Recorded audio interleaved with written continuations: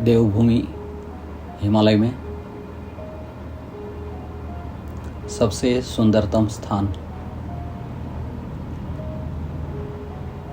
सबसे ब्यूटीफुल स्थान valley of flower है।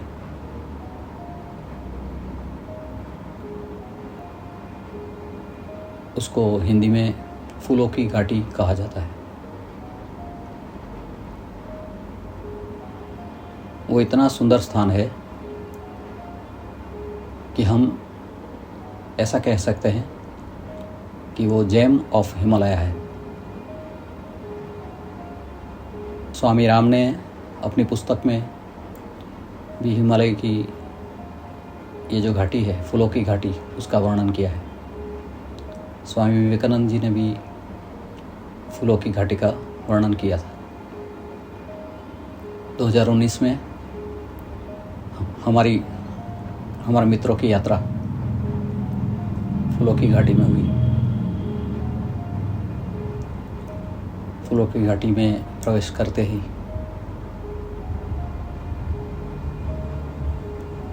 मुझे और मेरे साथ वाले कई लोगों को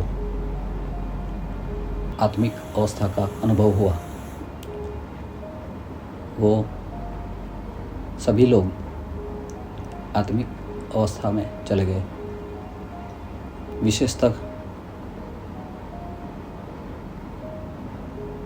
मुझे ऐसा लगा कि जहाँ पे चित्त जाए वहाँ उच्च कक्षा की आध्यात्मिक चेतना पूर्ण रूप से खिली हुई है। वहाँ पे बहुत सारे पुष्पों के बीच एक पत्थर था। उसके ऊपर मैं बैठ गया। हल्की हल्की बारिश की बौछार हो रही थी। आसपास दूर दूर तक फूलों की चद्दर फैली हुई थी। एक प्रकार के नहीं, अनेक प्रकार के रंग बिरंगी पुष्प थे।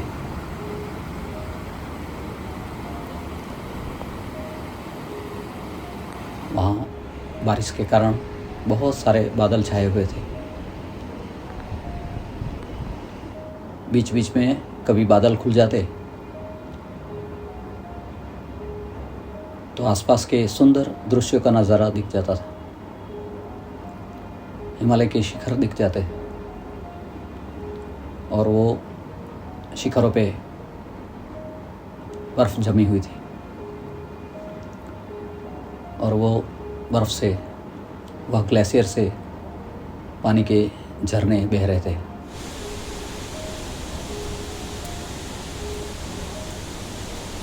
वह पत्थर पे बैठते ही मुझे बहुत गहन ध्यान का अनुभव आया। मेरी चेतना एकदम भीतर स्थापित हो गई।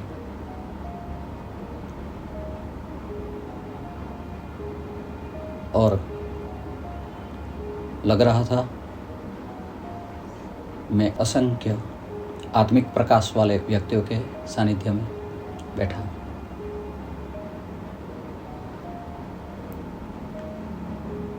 ये फूलों की घाटी में, वहाँ की मिट्टी में, वहाँ के पत्थर में, वहाँ के कण कण में, वहाँ की हवाओं में, वहाँ के पानी में विशेषतः ऐसा जादू है कि हम सहज आत्मिक अवस्था का अनुभव कर सकते हैं। ध्यान खुलने के बाद हमने कई किलोमीटर तक चलते चलते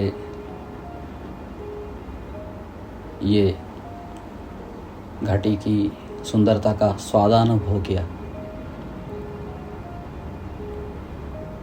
और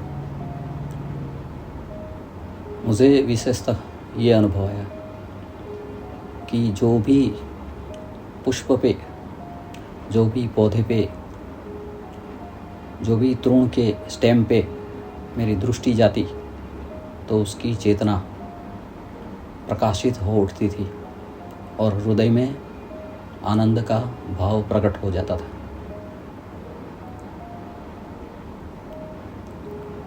मेरे साथ वाले मेरे साथियों को भी बड़ा अच्छा अनुभव रहा।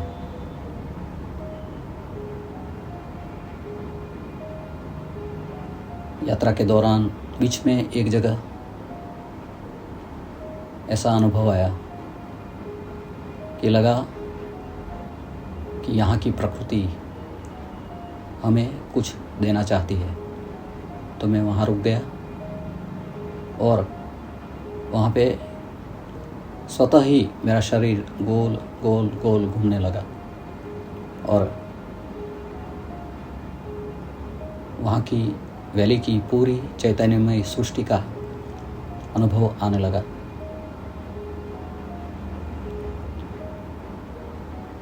वो अनुभव करने के बाद मैंने बड़ी रिस्पेक्ट के साथ वहाँ की चेतना को साष्टांग दंडवत नमन किया और